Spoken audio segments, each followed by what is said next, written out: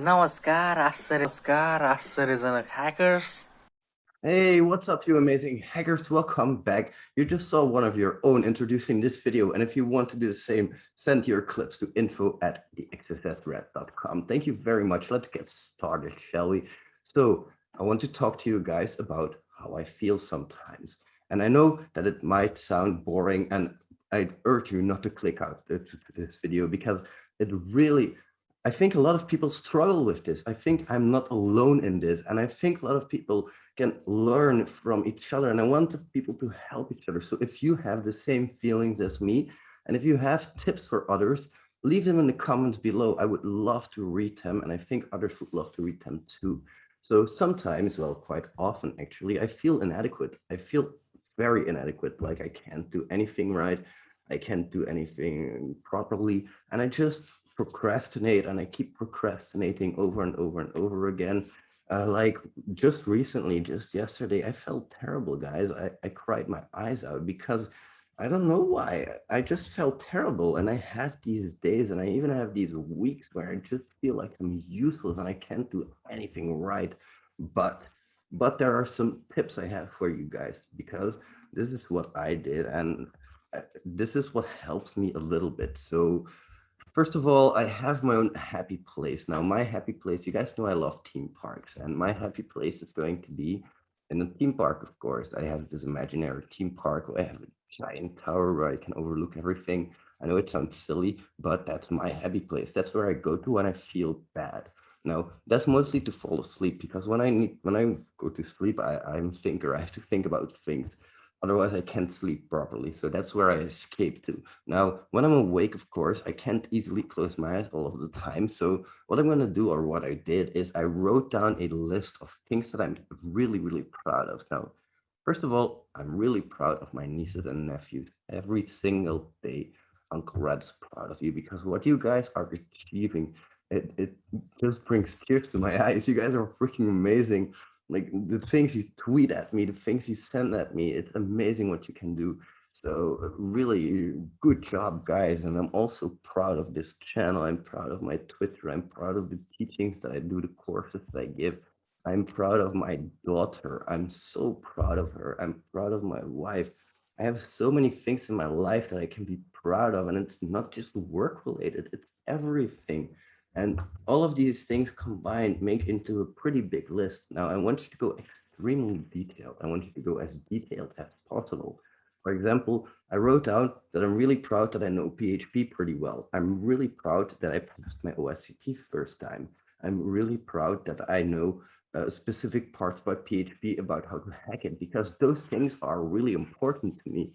You know, being if you're really detailed in your list, you're going to have a bigger list, and it's about the feeling that this list gives you. You know, if you are very general, yeah, I'm proud that I can do hacking.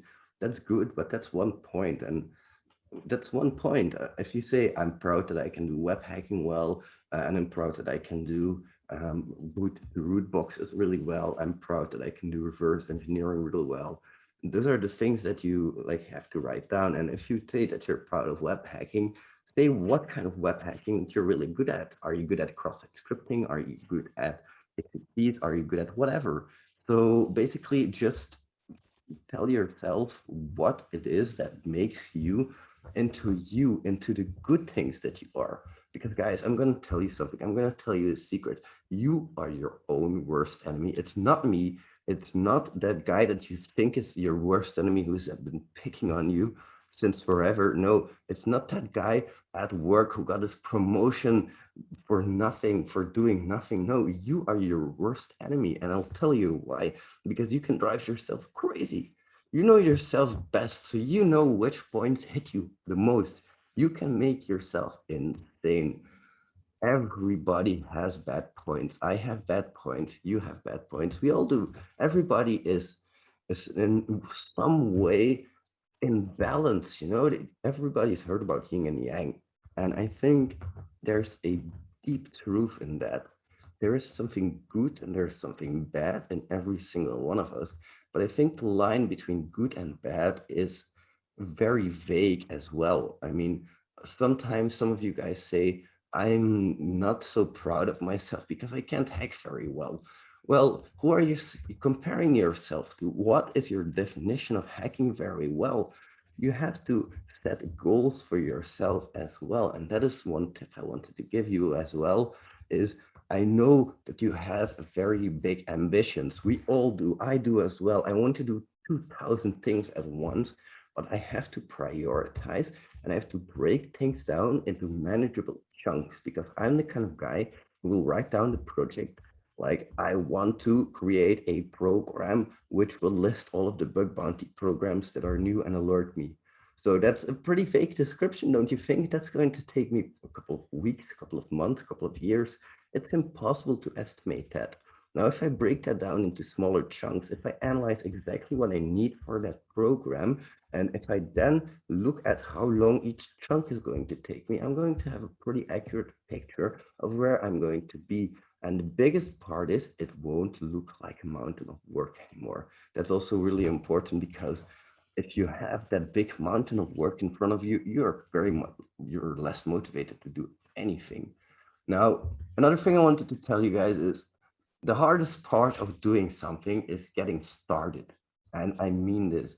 Just get yourself off the sofa.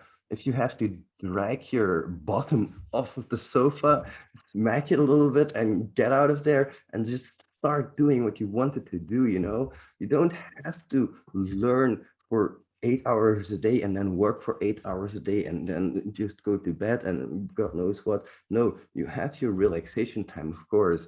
You can relax. Everybody has the right to relax.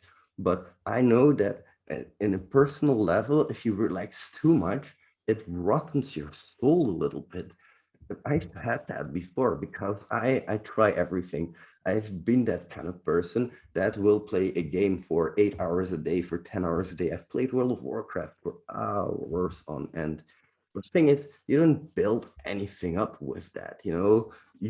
You build up this thing in your mind, you build up your account, but in the end, what's the real value of that? What's the real value in the end if you like let's say a year later, if you need money, a lot of money, let's say you need $1,000, what's the value of spending months training that World of Warcraft account? Well, you could have spent months upping your skill level and preparing yourself for a better job, maybe getting a freelance gig, getting a second job. Like, I get it. You have to have your relaxation. Everybody needs their relaxation. Sorry, my light went out there. But of course, we need to be careful there because if we relax too much, it's going to give us a false sense of positivity. That's something you have to be really careful about because there's a lot of these people out there like, I don't know if you guys know these self-help groups, and I'm going to offend a lot of people here, I think. But I think you have all heard about this book. It's called How to Win Friends and Influence People or something like that. And I've read it a while ago, and honestly, I think it's the biggest bull crap that's out there because I've read it and I went full out. I was like, okay, this is it. I'm going to improve my life. I'm going to go for it. Going to go to the gym every day. Going to do this. Going to do that. And after a month, my motivation was totally gone again, and I had to read a new book and a new book and a new book and a new book, and it kept on piling up. It's like a drug. You kept on reading these self-help books, or at least I did, and they gave me a false sense of positivity for a while, and then I had to consume more. It's about consuming that self-help stuff. And I get it, it helps some people. I'm not going to claim it doesn't help some people. There are so many different personalities out there, but for me, it doesn't motivate me that much. What motivates me is putting one small step ahead of myself yesterday. I know that that is hard to do. That is extremely hard to do. Every single day, learning a little bit, it's hard. You have to open up that book because I'm going to be honest with you. If you think about this, learning for 15 minutes a day about hacking isn't going to be very productive. You have to learn at least an hour, maybe, because if you learn 15 minutes, you're going to have to be very good at dividing the things you want to learn into different chapters. And that's not easy. You're going to have to spend a lot of time there. But if you spend like maybe an hour a day working on yourself, that's still a little bit. That's 1/24th of your day. Then you're going to achieve amazing results in the end. And of course, you deserve your relaxation, guys. I went to 4 different theme parks this weekend alone.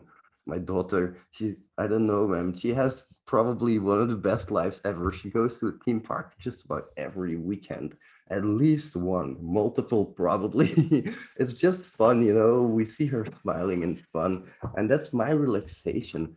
It's important that you guys take that relaxation as well.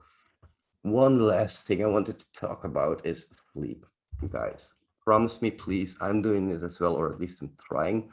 Fix your sleep schedule. Sleep at least 6 hours a night if you don't, because for me, I didn't used to sleep 6 hours a night and it worsened my pain symptoms. It worsened everything. It was not good for me mentally. So just make sure that you sleep at least 6 hours a night. For me, I have to sleep 8 hours a night, so I try to do that.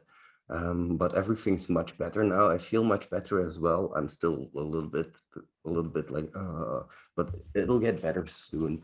And now that now that I feel a little bit better, there's this that imposter syndrome comes back a little bit more, because one, I'm doing a lot of pen testing now. I'm not doing a lot of bounty hunting anymore. I still know what it's about, but I just don't have the time anymore. I still do it every now and again with somebody because I also do one-on-one coaching sessions. If you're interested in that, link in the description below. And I usually take my students to a program where we can collaborate on, and we try to find bugs together. And often we find some as well. I'm not going to say I can promise you a bug, by the way. That's not what these coaching sessions are about. But sometimes we do find a bug, and it's an amazing feeling because it's like, yeah, we found a bug together. But I don't do it as much anymore for myself. I mostly do pen testing now, which is much more fun, in my opinion. Because in pen testing, I get to explore an application that has never been tested before. I get to explore all of these new vulnerability types, and it's really fun because I have my methodology, I have my checklist, and I'm expanding on it when I'm not pen testing. And when I'm pen testing, I keep finding new things that I'm adding to my list as well. So yeah, it's really fun. And of course, selling courses as well. I know like I still feel like an imposter sometimes, especially on those courses, because I feel like I don't have the right to teach you guys, but every single feedback that I've received on my courses has been extremely positive. So thank you very much for that. If you have any negative feedback, don't be afraid to say it. Just be constructive, please. But if you are constructive, that's very useful to me because I want you guys to have the best experience possible. Now, when it comes to teaching, I think it's a hard thing. I don't think it's something very easy that can be summed up. Like, I don't think anybody can be a teacher. I don't think I per se have the right to be a teacher, but I think the people have the right to choose me as a teacher if they so desire. I also want to give you guys the advice that everything that you want to learn can be found for free online. Of course, there are so many resources. It's hard to find the proper resources sometimes, but you have to put the time in. That's what I'm also doing in these courses. I'm putting in a lot of time researching and actually executing all of these things so I can make better courses for you guys. And if you want to learn it for yourself, there's nothing stopping you. But one last point, I know I said this before in this video, but one last final point that I want to give you guys is that if you find a bounty, if you do that, and if you find a decent bounty, first of all, take care of yourself. Make sure that you're taken care of. And next of all, like, please donate to a charity. It would be really, really cool if you could. Like, it doesn't really matter which one it's just which one you desire. For me, I really appreciate this one organization, and they're called the Innocent Lives Foundation. I'll put the link in the description below as well. What these guys do is they hunt child predators doing OSINT and all kinds of techniques just to find these people. And then when they find them, they hand them over to law enforcement. So If you guys are interested in that, they are doing a giant giveaway. I mean, giant. There are so many prizes to win, but they have to reach 10,000 subscribers before the 10th. So that's just a couple of days left. Please go give them a follow. I would really appreciate it if you do. Thank you guys so much for always being here and listening to me ramble. I really appreciate that because this is kind of like you guys are like my home, you know, the Red Pack has become my home. And I know it may sound silly to some people who are not in the Red Pack, who don't feel the same connection, but I feel a real connection to you guys. And if you ever have any questions or something like that, info@thexssrat.com. I'm always available. Please let me know if you have anything to do. It might take a while, like give me 5 business days at max, and I'll respond probably. If all of those things that you tag me in, all of those things, I read them, but I can't promise I can answer all of them anymore. It's getting a little bit out of hand. It's getting a little bit too big. So thank you guys so much. I think that's a luxury problem. I promise I will read every single one of them, but I cannot promise that I can answer every single one of them. So thank you so much for understanding that. I really, really appreciate it. Now, I want to give you guys a hacker tip as well. Now, there a lot of people have been asking me, hey, Uncle Red, you've been telling us that we need to replace the authorization headers if we want to use things like authorize. Why is that useful? Because in a production environment, I'm not going to have my victims authorization header. That's not how it works. You guys are right. That is not how it works. Shame on you, Uncle Rat. But there is one thing that Uncle Rat has behind his sleeve. It is not about that specific token. It is not about any specific token. The thing is, if you have IDORs or a broken access control, there is two ways you can test it. You can mess with the requests and you can change the identifiers themselves, like user ID, order ID, quote ID, address ID, whatever it may be. You can change those identifiers, but that's not automatable because those identifiers will have a different name every single time. While if we look at authorization headers, I can promise you guys that if a authorization header is being used, that 95% of the people are going to use JWT. And if a session cookie is if a cookie is being used for that, a session cookie is probably being used. So um, guys, it really doesn't matter about that specific authorization header. I just want to automate it. And the thing is, since that authorization header is most likely going to be JWT, that means I can also auto replace it with things like authorize or auto repeater or anything like that.